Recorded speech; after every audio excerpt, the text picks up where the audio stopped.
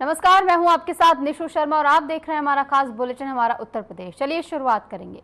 खबर सीतापुर से है, जहां नगर पालिका उपचुनाव में भाजपा प्रत्याशी के समर्थन में डिप्टी सीएम ब्रजेश पाठक ने नैमिष और मिश्रिख में जनसभाएं की हैं। उन्होंने दावा किया है कि जनता का उत्साह इस बात का संकेत है कि भाजपा की जीत तय है। डिप्टी सीएम ने कहा कि भाजपा धर्म और विकास दोनों के लिए कार्य कर रही है। उन्होंने समाजवादी पार्टी पर निशाना साधते हुए कहा कि समाजवादी पार्टी ने सिर्फ अपना विकास किया और आतंकियों के मुकदमे वापस लिए।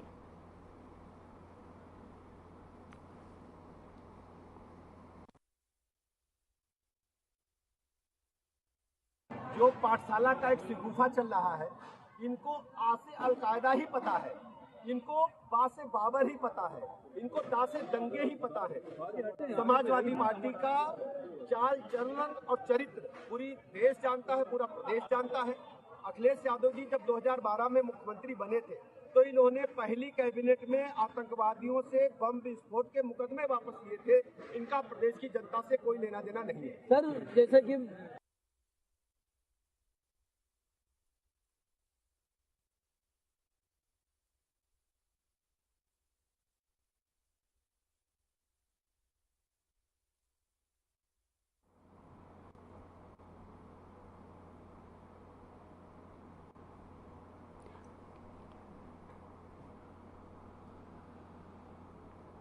तो उपचुनाव में भाजपा आक्रामक होती हुई नजर आ रही है, जहां उपचुनाव को लेकर अब दावा ये किया जा रहा है और डिप्टी सीएम ब्रजेश पाठक की ओर से दावा किया गया है कि भाजपा की इसमें जीत होगी। जनता का समर्थन जिस तरीके से भाजपा को मिल रहा है, इसके हिसाब से भाजपा की जीत तय है, ये विश्वास उनकी ओर से जताया गया। और इसी के साथ साथ समाजवादी पार्टी पर भी जमकर निशाना साधते हुए वो नजर आए, जहां पर उन्होंने कहा कि समाजवादी पार्टी ने केवल अपना विकास किया है और तमाम अपराधियों के मुकदमे जो हैं वो वापस लिए हैं। तो इन तमाम बातों पर घेरते हुए समाजवादी पार्टी को डिप्टी सीएम ब्रजेश पाठक यहां पर नजर आए और भाजपा की जीत का भरोसा उन्होंने यहां पर जताया है। उनकी ओर से कहा गया है कि जिस प्रकार समर्थन भाजपा को मिल रहा है, भाजपा की जीत तय है।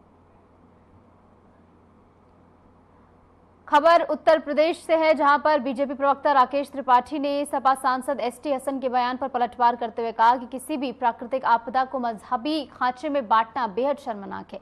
प्राकृतिक आपदा मानवता के लिए दुखदाई है। आपको बता दें कि सपा सांसद ने उत्तराखंड के धराली में आई प्राकृतिक आपदा पर एक बयान दिया। दूसरे मजहबों का सम्मान नहीं होता, इसलिए उत्तराखंड में जलजला आया, ये बात उनकी ओर से कही गई, जिसको लेकर सरकार और विपक्ष में खींचतान शुरू हो गई है। देखिए, न जाने कितने सैकड़ों लोग मलबे में दबे हुए हैं और बड़ा अफसोस है और बड़ी हृदय विदारक घटना हुई है कि गांव का गांव साफ हो गया और ऐसी बारिश भी वहां पर नहीं हो रही थी। ये आपदाएं क्यों आ रही हैं आखिर? कभी हमें इस बात पे विचार करना चाहिए। हमने जंगलों के साथ बड़ी नाइंसाफ़ी करी, जंगलों को कटान और तमाम चीज़ें हो रही हैं। और दूसरी, उत्तराखंड में और हिमाचल प्रदेश में दूसरे के मजहब का कोई सम्मान नहीं हो रहा। और मैं तो कहता हूं कि किसी भी धार्मिक स्थल के ऊपर, चाहे वो दरगाह हो, मस्जिद हो या मंदिर हो, बुलडोजर नहीं चलना चाहिए, भले से आप खाली करा लें। इस दुनिया को चलाने वाला कोई और है। प्राकृतिक आपदाएं दुखदाई होती हैं। उत्तराखंड और हिमाचल में जो भी प्राकृतिक आपदा है, निश्चित तौर पर यह मानवी मानवता के लिए बेहद कष्टदायी है। लेकिन समाजवादी पार्टी के सांसद एसटी हसन इन दुख पर और नमक मिर्च लगाने का काम कर रहे हैं। दुर्भाग्यपूर्ण है कि इस बात को भी वो मजहबी खांचे में देख करके लोगों के दुख को बढ़ाने का काम कर रहे हैं। और समाजवादी पार्टी जानबूझ करके ऐसे सांसद पर कोई कार्रवाई नहीं करती, बल्कि ऐसी बातों के लिए उनको सम्मानित और प्रोत्साहित करने का काम करती है।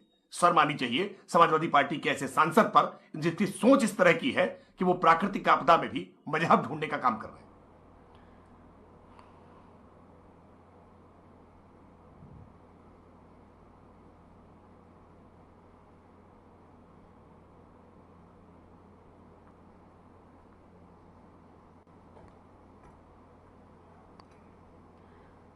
खबर उत्तर प्रदेश के मथुरा से है, जहां देश भर में रक्षाबंधन का त्योहार हर्षोल्लास से मनाया जा रहा है। तो वहीं मथुरा सांसद हेमा मालिनी ने वीडियो पोस्ट कर प्रदेशवासियों को रक्षाबंधन की बधाई दी। जारी वीडियो में सांसद ने प्रेम और सौहार्द से त्योहार मनाने की अपील की है।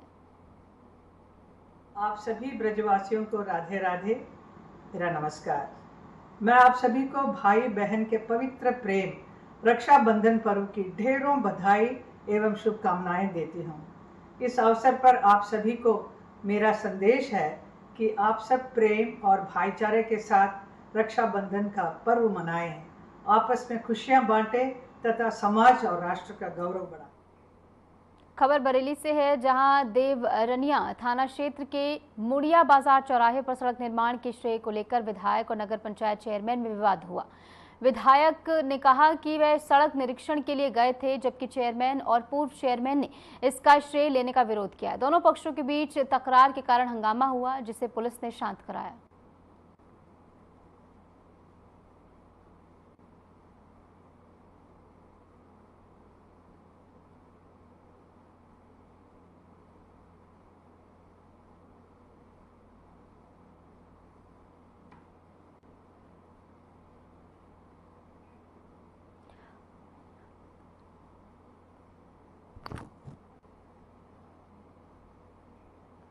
खबर झांसी से है, जहां रक्षाबंधन के अवसर पर हजारों महिलाएं अपने बंदी भाइयों को राखी बांधने झांसी जेल पहुंची। सुबह से ही महिलाएं जेल के बाहर लाइन में लगी रहीं। जेल में भाइयों की कलाई पर राखी बांधते हुए बहनों ने उनकी लंबी उम्र की दुआ की और भावुक होकर अपना दर्द साझा किया। कई महिलाएं भाई से मिलने के लिए रोती हुई नजर आई। इस मौके पर बहनों ने अपने भाइयों से अपराध न करने का वचन भी लिया।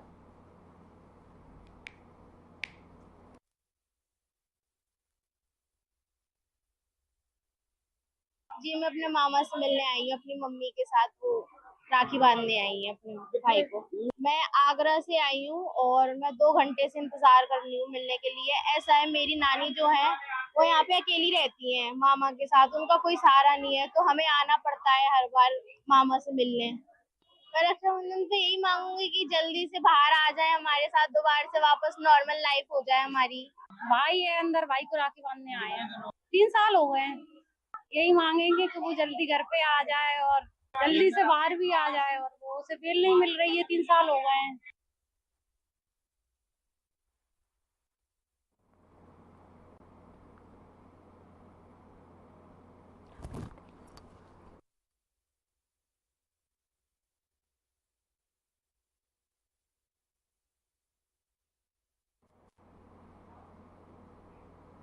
खबर उत्तर प्रदेश के गाजियाबाद से है, जहां इस बार रक्षाबंधन का पर्व कुछ अलग ही अंदाज में मनाया गया। गाजियाबाद ट्रैफिक पुलिस ने बहनों को ऐसा उपहार दिया जो उनकी सुरक्षा से सीधा जुड़ा हुआ है। सड़क सुरक्षा को बढ़ावा देने के उद्देश्य से पुलिस ने एक विशेष अभियान चलाया और शहर के विभिन्न चौराहों पर महिलाओं को हेलमेट वितरित किए। अभियान के तहत ट्रैफिक पुलिसकर्मी खुद महिलाओं के भाई बने। उन्होंने उनसे राखी बंधवाई और गिफ्ट के रूप में हेलमेट दिया। हेलमेट पाकर कई महिलाओं की आंखें भी नम हो गई। उनका कहना था कि रक्षाबंधन पर अब तक का ये सबसे अनोखा और सार्थक उपहार है। एक महिला ने मुस्कुराते हुए कहा कि भाई का असली वचन हमारी सुरक्षा करना है और आज पुलिस ने वही निभाया है। इस बार भाई का वचन मिठाई या गिफ्ट में नहीं बल्कि हेलमेट के रूप में मिला, जो बहनों की सुरक्षा का असली प्रतीक है।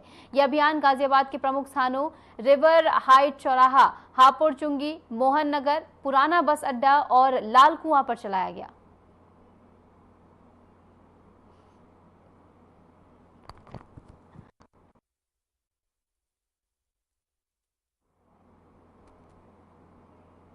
खबर संभल से है, जहां गंगा नदी का जलस्तर 1924 की बाढ़ के रिकॉर्ड के करीब पहुंच गया है।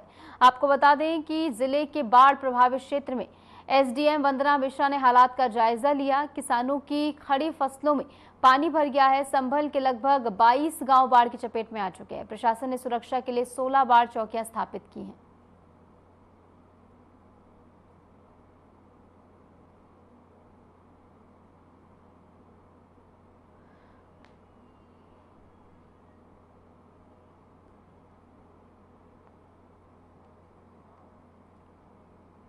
खबर नोएडा से है, जहां बरसात ने नोएडा प्राधिकरण के दावों की पोल खोल दी है। आपको बता दें कि रक्षाबंधन के दिन झमाझम बरसात होने के कारण नोएडा की सड़कों और सभी अंडरपास में जगह जगह पानी भर गया है। पानी के भराव के कारण कई जगह वाहनों का दबाव बढ़ने से जाम लग गया और वहां रिंग रिंग कर वाहन चलते हुए नजर आए, जिससे प्रशासन के विकास कार्यों की पोल खुलती हुई नजर आई और उनका विश्वास जनता के सामने आ गया।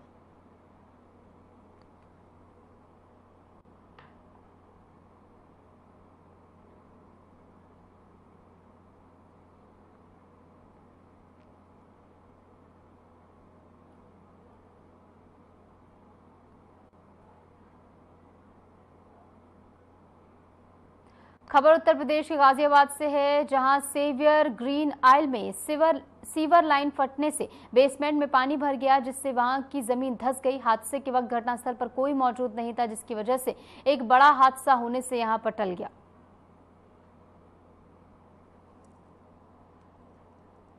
तो बेसमेंट में पानी भरने से जमीन जो है वो धंस गई। हालांकि बताया ये जा रहा है कि जिस समय यह हादसा हुआ उस समय कोई भी शख्स वहां पर मौजूद नहीं था, जिसके चलते एक बड़ा हादसा यहां पर होने से टला है।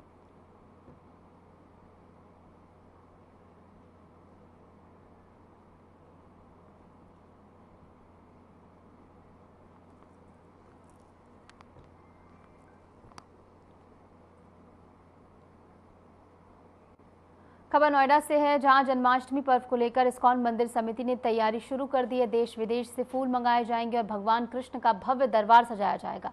मंदिर परिसर में सुरक्षा के लिए भारी पुलिस बल और वॉलंटियर तैनात रहेंगे। 4 से 5 लाख श्रद्धालुओं के मंदिर पहुंचने की उम्मीद है। सुरक्षा के लिए सीसीटीवी कैमरों से निगरानी भी यहां पर की जाएगी। तो इस्कॉन मंदिर में जन्माष्टमी की तैयारियों की कवायद शुरू हो गई है। जन्मोत्सव की तैयारियां यहां पर जोर शोर से चल रही हैं, जहां पर देश विदेश से फूल मंगाए जाएंगे और इसी के साथ भगवान का दरबार जो है भव्य रूप से सजाया जाएगा।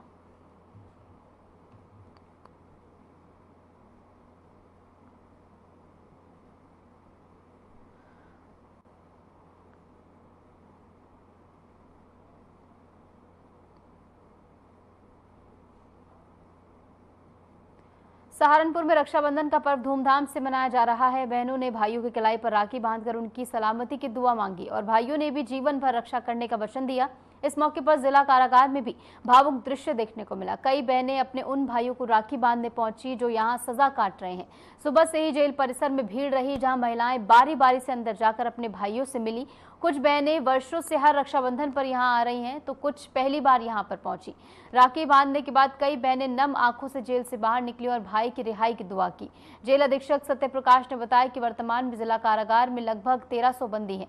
रक्षाबंधन पर आने वाली महिलाओं के लिए पानी और बैठने की व्यवस्था की गई थी तथा सभी को सुरक्षित तरीके से अंदर भेजा जा रहा है।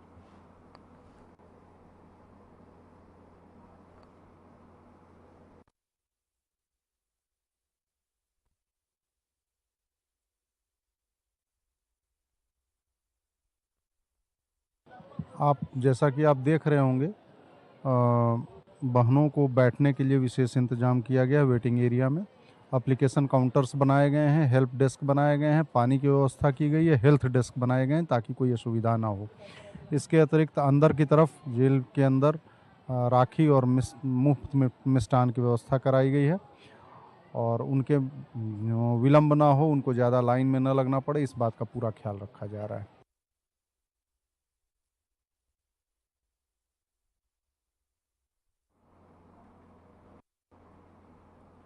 खबर यूपी के सिद्धार्थनगर से है, जहां पुलिस और एसओजी की संयुक्त टीम ने लाखों की चोरी और जेवरात चोरी करने वाले शातिर चोर को गिरफ्तार कर लिया है। आपको बता दें कि 10 दिन पहले अकलीमा हॉस्पिटल के संचालक डॉक्टर ओसामा रब्बानी के घर में जेवरात और 17 लाख की चोरी हुई थी। पुलिस के मुताबिक आरोपी की पहचान अशफाक खान पुत्र मकबूल खान निवासी बिरवापुर इटावा थाना क्षेत्र का निवासी के रूप में हुई है और पुलिस ने चोर के पास से जेवरात के साथ 7,80,000 रुपए नकद बरामद किए हैं। पुलिस अधीक्षक डॉक्टर अभिषेक महाजन ने घटना का खुलासा करते हुए गिरफ्तार करने वाली टीम को 20,000 रुपए का पुरस्कार भी दिया है।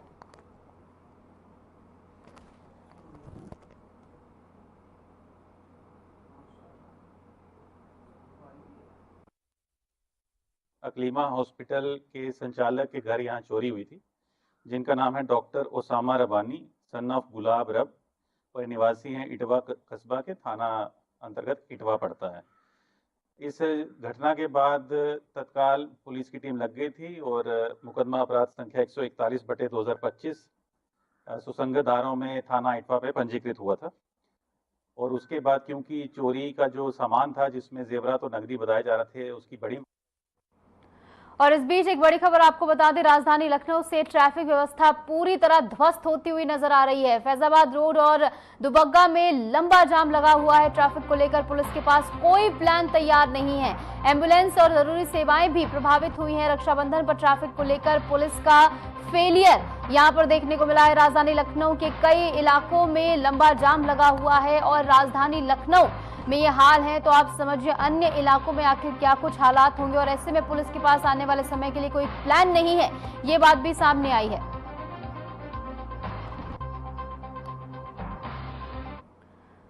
खबर सोनभद्र से है, जहां पुलिस मुठभेड़ के दौरान शंभू खरवार हत्याकांड का इनामी आरोपी घायल हो गया। उसके पैर में गोली लगी है और प्राथमिक उपचार के बाद उसे जिला अस्पताल रेफर किया गया है।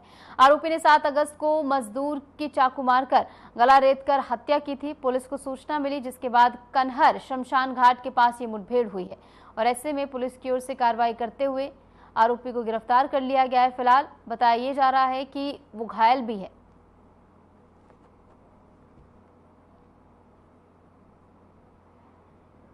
खबर यूपी के सिद्धार्थनगर से है, जहां एक दिल दहला देने वाला मंजर सामने आया। आपको बता दें कि एक बेलगाम घोड़ा जिसकी रस्सी में एक मासूम बच्चा फंस गया, उसे घोड़े ने लगभग 300 मीटर तक बीच बाजार में घसीटा, जिससे उसके शरीर पर काफी चोटें आई हैं। मौके पर मौजूद लोगों ने उसे इलाज के लिए अस्पताल में भर्ती कराया और परिवार को इसकी जानकारी दी गई। स्थानीय लोगों का कहना है कि एकवानों द्वारा अपने घोड़ों को महीनों से छुट्टा छोड़ा जा रहा है। कई बार शिकायतें करने के बावजूद नगर पंचायत प्रशासन ने कोई कार्रवाई नहीं की।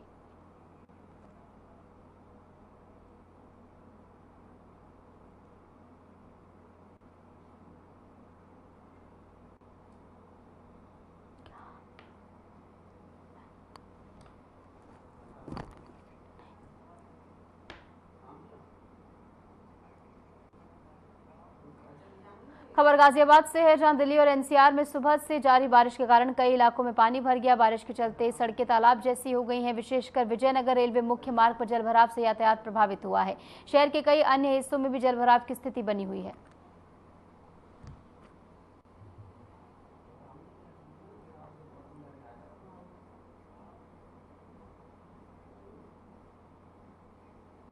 खबर सहारनपुर से है, जहां फतेहपुर क्षेत्र के गांव शेखुपुर में देर रात एक पुराना कच्चा मकान भरभरा कर गिर गया।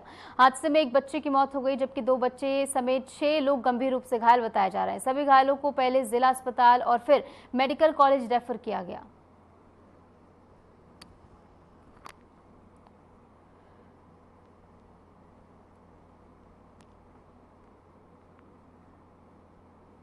होती है कि ग्राम शेखुपुर मुजाहिदपुर में एक व्यक्ति जाहिद, उसका जो कच्ची मिट्टी से बना हुआ जो मकान है वो अचानक गिर गया और उसमें जो कुल 7 मेंबर्स अंदर थे, जिसमें कुछ बच्चे भी थे, वो दब गए। तत्काल जब पुलिस को ये सूचना प्राप्त होती है तो पुलिस बल मौके पर पहुंचता है एवं जो है वहां पर दबे हुए लोग हैं उनको रेस्क्यू करता है मलबा हटाकर, और जिसमें कि जो 6 लोग घायल होते हैं उन्हें तत्काल पुलिस द्वारा मेडिकल उपचार के लिए भेजा जाता है और 6 लोग जो जिला अस्पताल में अभी भर्ती हैं उनकी स्थिति अभी ठीक है और एक जो 10 वर्षीय बालक है उसकी इस हादसे में दुखद मृत्यु हो जाती है, जिसको शव को कब्जे में लेकर पोस्टमार्टम के लिए भेजा जाता है। और इसमें अभी उनके द्वारा एक इत्तेफाकिया एक तहरीर दी है कि मकान गिरने से जो घटना हुई है उसी के आधार पर पोस्टमार्टम की कार्रवाई की जाती है।